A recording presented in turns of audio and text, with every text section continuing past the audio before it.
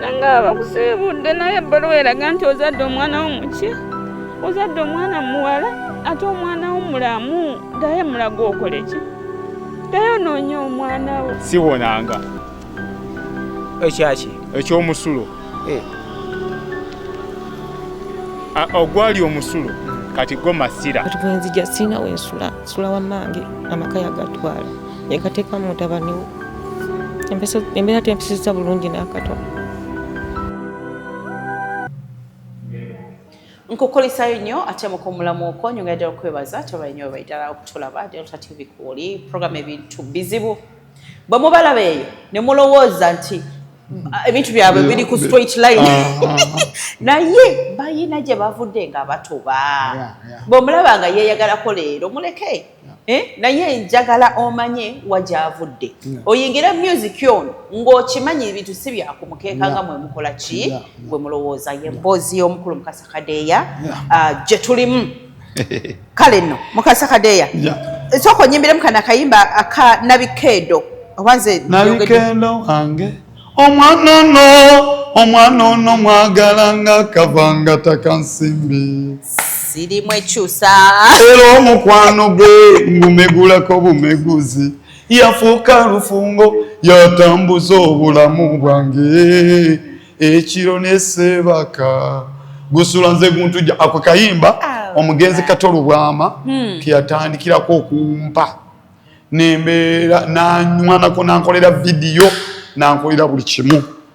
kayitibwa Nabikeedo naye nga kalungi amina bakalinde nga 3 mu lumu nze mbadde simanyi kino yegwe yakayimba nze nakayimba nze mukama kyankoledde tuyita mu bintu bingi manyi nze waliwo nakajja mu Kampala natamwa banzibako eggaali awo waggulu wa paaka enkadde ng'okimyeyo ki nze gwalaba ne bwe najja mwami Kimba nteeka kawempe nga sijjamu najja kiro nga nsula kawempe eyo kati nemba nga bwanzikyamu tukola practice awo Kampala Road ku William lumu nangamba naye kulese mu kibuga emirundi mingi ku luno weereete bampa transport ninnya taxi okuva e Kawempe waggulu wa paaka enkadde waliwo bank Barclays baki nga waliwo ekyennyanja ekiyimiridde bwekiti kiwa amazzi nga sikirabangako bino nga bwe bazimba kati bakolawo nalaba ekyennyanja ekiyimiridde n'endoba ne balyoka babbanze mu Kampala wano era dda anyumiza gwakoowa ku kyennyanja nze ekyennyanja naye naawe mukazi abadde ki nze emirundi egyo ebiri sirigira banzibira ku kyennyanja natambuza bigere okudda e Kampala Kawempe ate nga newensalira simanyiiwo deka ekyennyanja nze nga siraba ku kyennyanja kiyimiridde nga kivaamu amazzi ate nga kiyimiridde kivaamu amazzi kiri ku kkubo kati mbitegedde nga ningawolaba nti bawumba ebintu ne badesign ngoba ne bakola wakabaka oba anything naye nga siraba ku kyennyanja ekiyimiridde ne baddamu ne banzibira awo ku Makerere mukama wange oyo mwami Kimba yatuuka n'aŋŋamba nti sikyasobola kukulabirira naye nkuwadde eggaali yegenda okukulabirira gali nga otambuzako abantu oba yaŋŋamba gwomanyi kati nga nkimirako amazzi oluusi ŋŋenda awo ebwayise n'ofuna bakutumye bwetyo ngera oyiiya ngaali mu kibuga kati lumu ndaba omwami ali smart naŋŋamba jja tugenda ononera ebintu nanyambusawo transformer tugenda mpola mpola ntuuka waggulu aŋŋamba jja tukyama eno kati waliyo emizigo nga mina nga balekera awo eggaali ojja eno kumbe waliyo emizigo mingi kumbe bazze babiri ze saamanya tutuuka eno akebera mukamoli mwana omukazi ono naye mugamba ebisuubizo bireke wano naŋŋamba onansonyiwa mukazi ebisuubizo yabirabidde kankuweeyo kale 2 ogende n'ayita mu kakubo ye n'agenda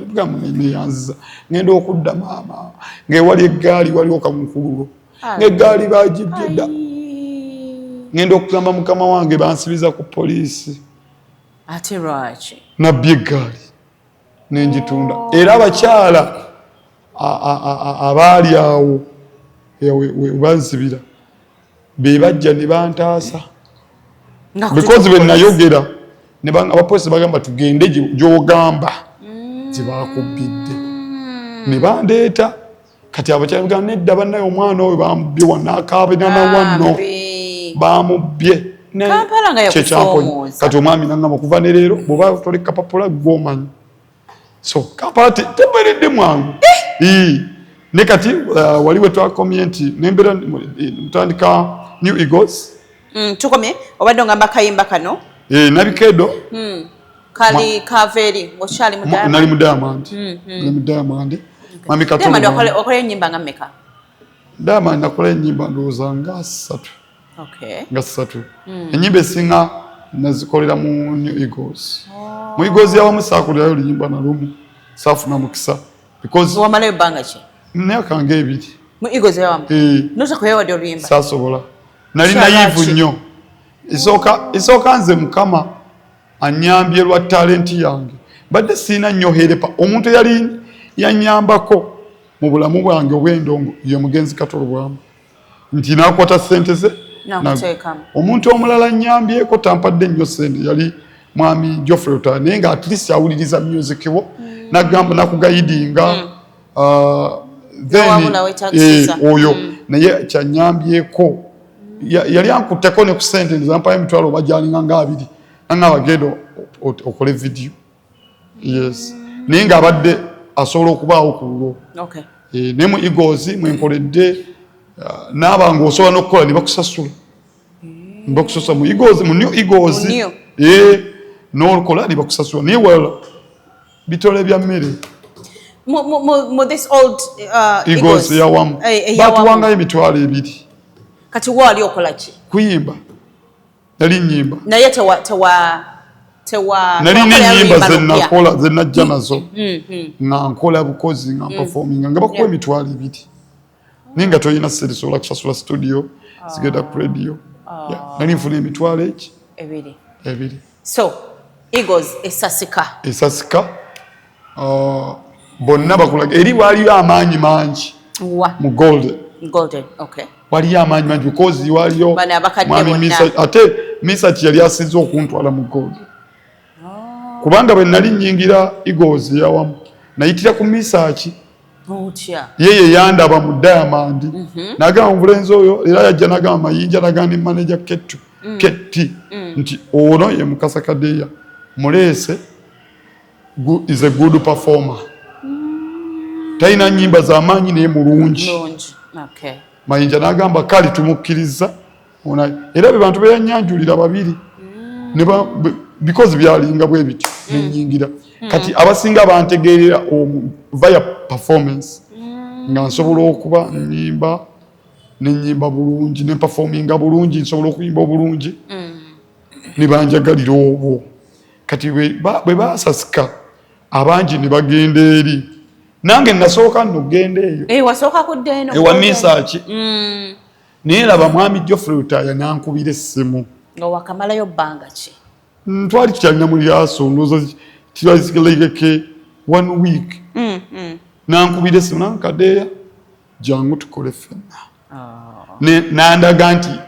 appreciatinga byembadde nkola in fact nampa welcome ennungi netutuula yampita ku Durban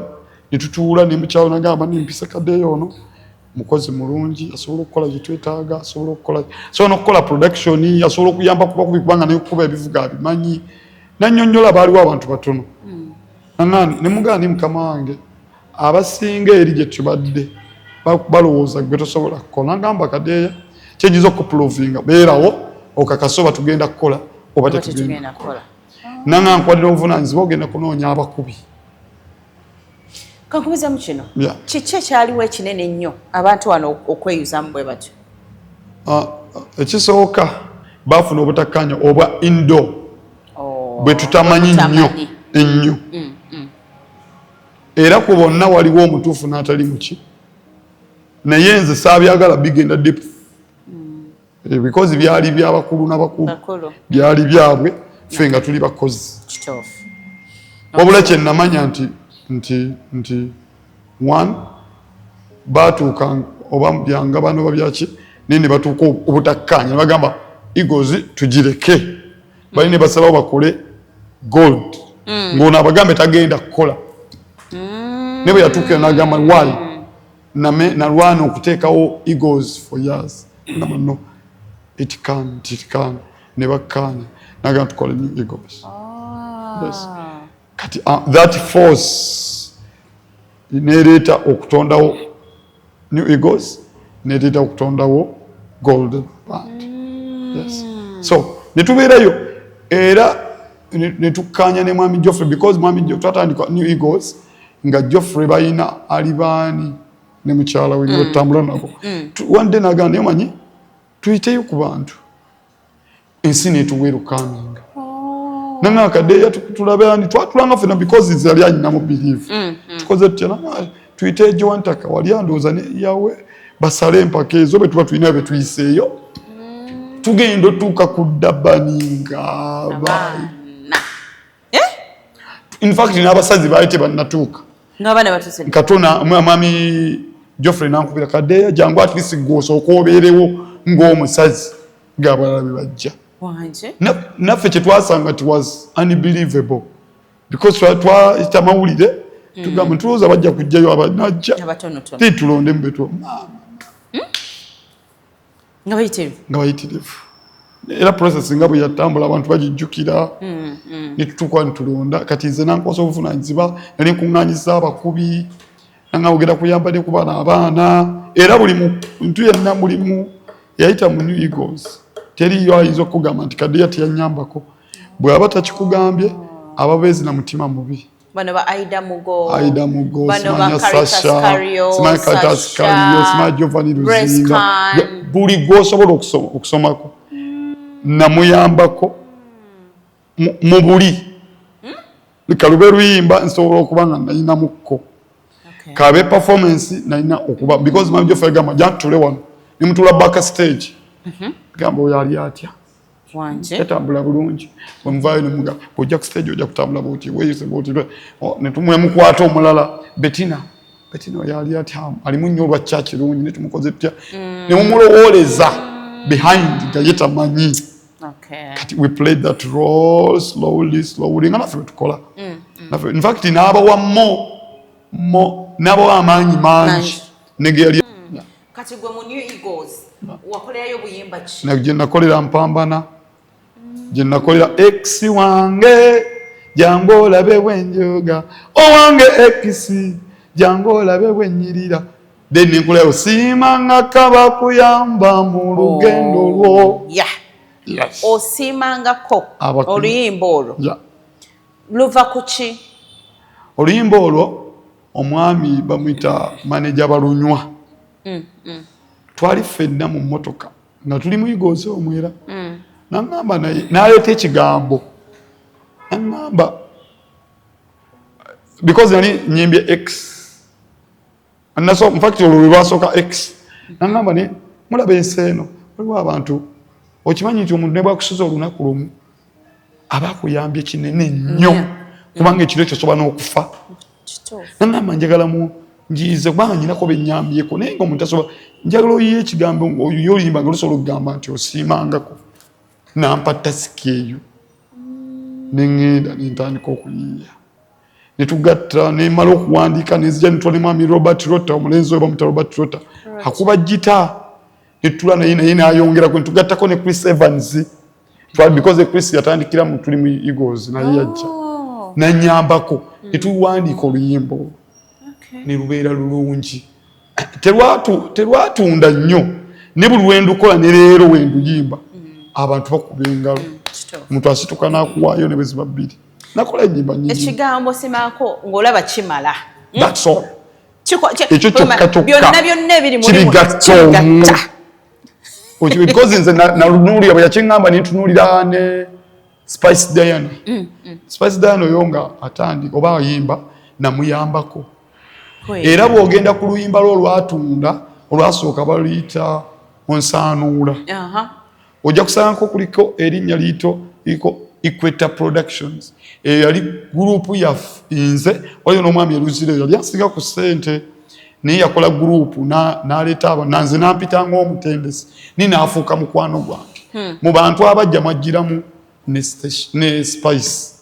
Spice nabanga azina mutendeka najja nankuba akama namba nina oluyimba lwange ne lwannemerera mu studio lunnemeredde okupromotinga ne nkola video ne mugamba nenjogera n'omwami ne tumuwa ssente ffe tumugamba twagala tuwandikeko Equator Production nga tumanyi member waffe nibu yamala mukama n'aba batuwa blessing oluyimba ne lukola nadduka n'agenda. Era namusanze recently nangamba mukama wange omanja era yansanze muri yasoza akazi wa Capone Banze nakoze production ne Kwefu nangamba ne kushoyo ngenda kujja nguletebo oba nibe nimba yo limba lumu nimpuliranga iyo banja na tono n'ekyo ngenda okukola mpulira kitono fuche wankole abantu tebamanyi nti no you play the role to play so nenjanga ngatte ebintu nibenze mpitamu ne station namunya bako nabalala benze nyamba ko angles sina busobozi bungi but I use my talent to help someone na ye nengatte ekyo kati manager buyangamba nenjo kantuyo luyimba luga osimanga kaba kuyamba mu lugendo lwo bana ekyo kikulu nnyo kati ate Spice kye yakoze ekyo nakyo kimala bwe yansuubiza kubanga yakusuubiza ate mu mutima gwe naye akikola akimanyi. In fact yasoka na kunsanga mu lubiri ng'akyali ne manager Roger nava ku bantu bano bali bamujideka bamanyi nali ngenda nimida napita soko jibana bakanyama bali banabaga mumoleke nampata wanamba nakuba kama ngamba omanja nesimanyirwe nakusasula yamugamba itso kato bangu okikola ki okimanyi omuntu oba kimanyi kizaamu amaanyi era yabadde ne manager we kati omupya namugamba nkyogera wano omusajja oyo batuuka munzijukiza mwete mumanyi ebintu bizibu mwekambabuulire kati naye bw'otunira Spice nga totegedde wa gye yava mu butuufu oyinza obutategeera bintu bino oyinza okulowooza nange bwe nayingira music ngenda kubanga ye kiwedde kumbe wa is a tag of war ate oyita mu makuba agatategerekeka nza ugamba oyinza okyogera kati waliwo abasobola okuwakanya ekimu ekyanguwa kigambe nti kwogenda ka video ke osobola okulaba era naye asobola okukubuulira nti eyo brand yali yaani. Yes, so wasobola okuba yaba in fact talent nti abantu batulaba ku TV nze sini munene nnyo ne wendi sivunana mukama because ndabyeko n'abaali nnyo nga bagudde olwaleero tebasobola na muyita wadde ku mukolo ogumu naye kyengeza kugamba abaali eyo abalagala okujja mu music oba mu talent yonna manya nti lugendo omuntu sobola okubanga lugenda mwangwira mangu omulala busobola okubanga telujja mwangwira mangu utasobola okufunirawo ssente omulala asobola zifuna after nti kati nze olwaleero okusobola okuyita abantu bajje ku show yange siyinza okuba sirina mega hit naye I have a belief nti gyempise byenkoze n'abakkiriza they can come to my show nti because nyina kyensobola okugamba omuntu nti nyina good music sobola omukola obulungi nyinako ne bennyambyeko kati I believe nti I can get people. Kankuzeko emerega katono wane wajira eno mu wakatolo bwama oyimba mpulira muno mubereyo mu kuyimba nga n'amaloboozi baga traininga n'ebiringa ebyo gwe wayimba buyimbi tewaliwo brushinga saaliko kubanga nze mpiti nga bwe gambe nti nvudde mu ssomero nga nnyimba nakulemberanga ennyimba nga nze nkitwalira ng'era omwana bwakitwala ng'oli kyalabanga ekyokukaka nzi that is what we call a talent nti ofuna experience nakunga naye kiri kizaale it's part of you kati nze gambye ne kati ndya ku music manyi music mugazi oba art mugazi tigambye nze nensi wentukira ku seti wano badde nva kusomera era nyifunayo sente ennungi nga ze zimbeezaawo another way round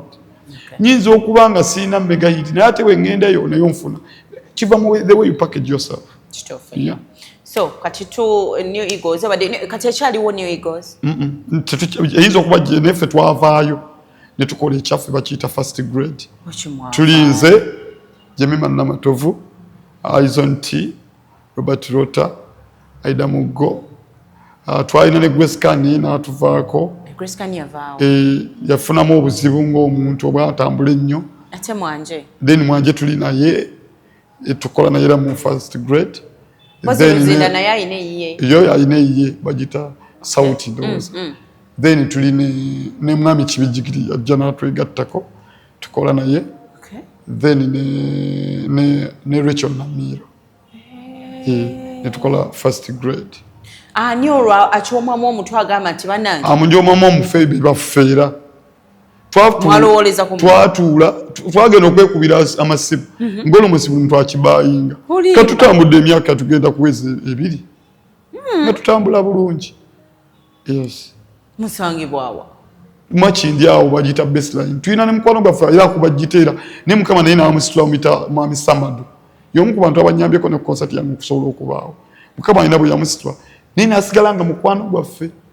era tuyambaganya waliwo ne studio era wetu walina office ya Fajita Baseline Records. Yes. Okay. Yeah. Munyuma okulaba. Tukola. Bonna bantu bange banyimbira bulungi. Banyimbira bulungi. Tugezaako okubeerawo. Era yemu ku bandi eriwo. Gy'osobola okugamba nti ne bw'ogenda ku pano ojja kusanga nti oli atimbye King Sam n'ateekako first grade. Mwayita ba first grade ani aleeta erinnya? Henry Mwanje. Twaleta mannya ffenna tugenda okulya lya Mwanje erisinze ne tugamba let's go this nera nituregistering.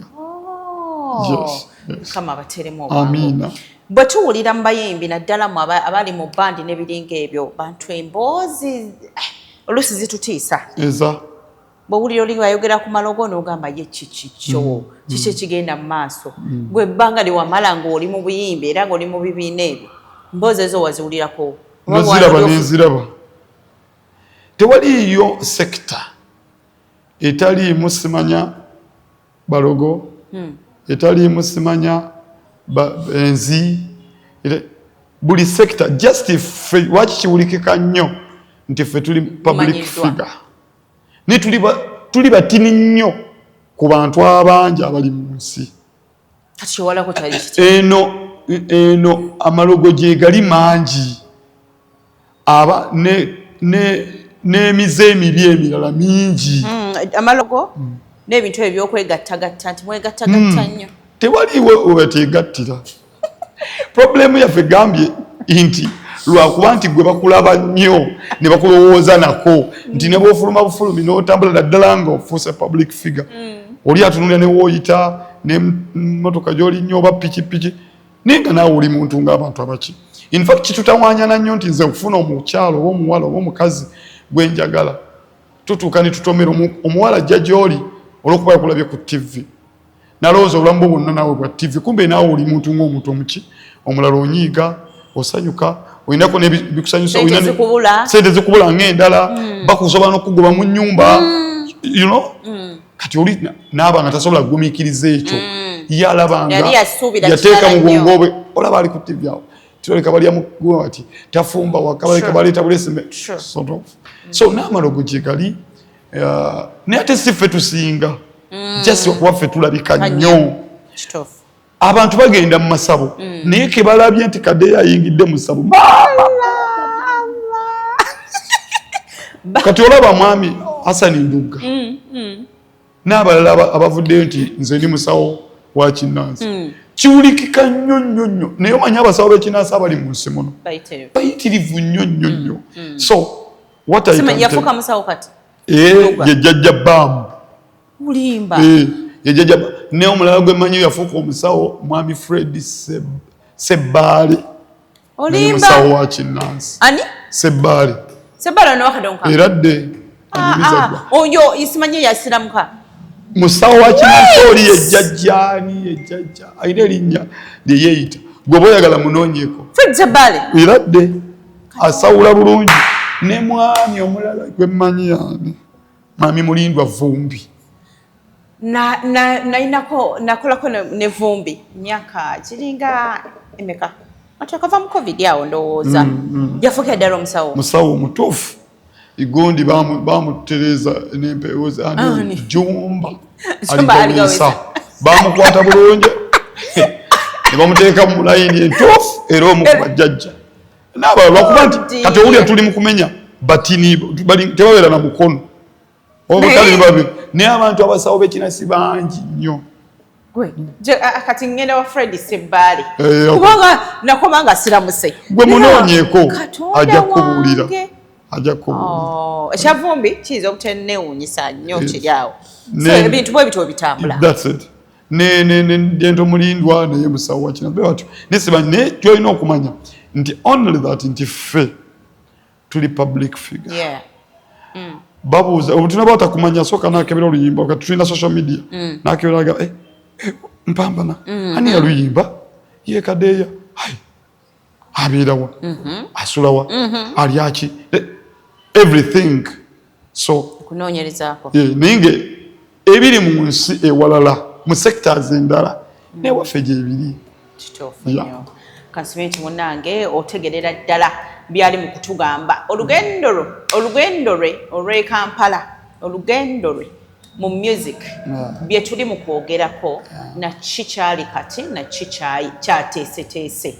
we tuli nno naawe okakase bintu byakubuulidde okusomoozebwa kwe yayitamu ali nga yakayingira e Kampala okutegedde bulungi ate buli muntu alina emboozi ye y'e Kampala ogitegeera buli muntu alina emboozi ye y'e Kampala naye baleeteranga abantu wano nga batunyumiza emboozi zaabwe ez'e Kampala mujja kwongera okukakasa era mugaye nti mutuufu ebintu bizibu kadeya mukyala muyimbi tabangako nalina omukyala eyali ayagala okuyimba era gwe nayimbamu oluyimba lubeta X mwala nandetinga down nnyo nandetinga down nali mwagala nnyo nandetinga down wali omugyeewa wamufunira Kampala wano nga muwala mulungi naye Mukama kumbe alina enteekateeka ennungi mwala yandetinga nnyo era kati mwebaza kubanga yampa oluyimba era ne lunkolera bulungi era lutambula bulungi naye yakusooka kummenya mutima n'aguyusa bw'ati mwani mumaze ebbanga ki myaka nga 2 buzibu bwava kuki yalina omuntu ye gwe yali ayagala nga nze simanyi awo ne mbakwata lubona nobakwata nga bali bwerere yes mu nnyumba ate yange olimba naawe ate kati nimba ki nga bali bwerere oba wasanga nga bambadde ennyumba yange nga bali mukwano guli Kasigo kubanga bamanyi because bino bamanyi oligindi teyategera nti oli mukujja teyamanya naye naŋŋamba mulobadde sikwagala nayogera bingi anyway nankosa naye Mukama nannyamba nenfuna omuntu omulala after a time nampa omuntu omutuufu mukyala wange mulungi nnyo mwagala nnyo ampadde naye simuyimbi naye namusanga alina n'omwana naye Mukama namumpeyamu ekisa by then nali kitya oyagala otya omukazi alina omwana bannange batwogeredde mami Kapooyo yasinga nkunne agamba oyagala nakumalamu amaanyi namalamu omukazi owe mwana bamwagala obeera oyo okuumye bukuumimu nayogere ng'olaba bituufu naye munayiza te mukazi mukyala wange funyemu ekisa ankoze bulungi tambudde bulungi abasajja bagaye balekerawo okutya ekintu ekyo waliyo ababi naye waliwo abantu abalungi nze ize omu kubaweera ekibujulizi nti mbaze n'omukyala wange tuli myaka tugenda weza emyaka 5 namusanga alina abaana badde naye simufunanga mubuzibu tanfunye mbuzi ate mufunyemu emirembe nnyo yantegeera nti omulimu gwange ndi muyimbi ndi mudongo kitasooka muyisaamu okukeeruza alabye nawe naye agenzi n'amala n'abitegeera tutambudde ffenna for this time ali supportive to me family eri supportive to me ze sina nnyo family nyamba naye bwe nafuna ate ye nenfuna family kubanga mama wange yafa tata wange yafa kyali muto nimba nga sina nnyo nowekwata ni kati family ye nebeera behind me so Mukama nkoze bulungi naye tetunafuna ate mwana embuto zibadde zivaamu naye tetukyevuma tetwevuma Katonda kubanga okufuna olubuto oba obutalufuna si kusalawooko olaba bazaala mu balalu oba abalema babaki kitegeeza bwe tuba bakumufuna tuli mufuna bwe tuba tutuli babufuna si kibonerezo mujja kumufuna mukama no tetwefuula bakatonda waliyo bali mu nsi nga tebalina baana naye bwe tuba babufuna era katonda ajja kubawa naye simuyinaamu buzibu era sikiinaamu wadde kyasooka mulumya nanywa ddagala nemugamba va kumala ojja kugenda kwerwaza ebirwadde ebyobwereere bewazaala owagwasooka okuzaala wamala kulinywa tinedda nange wansanga nnyinayo omwana bamunsulira myezi 9 gwe omukuzizza leka tubeere mulamu tumuleke aplayinga erolo ye olaba osula okyajinza essimu ninga tolina gwe wateeseteeseko ku biranja ninga olina bilivu nti bajja kukola ki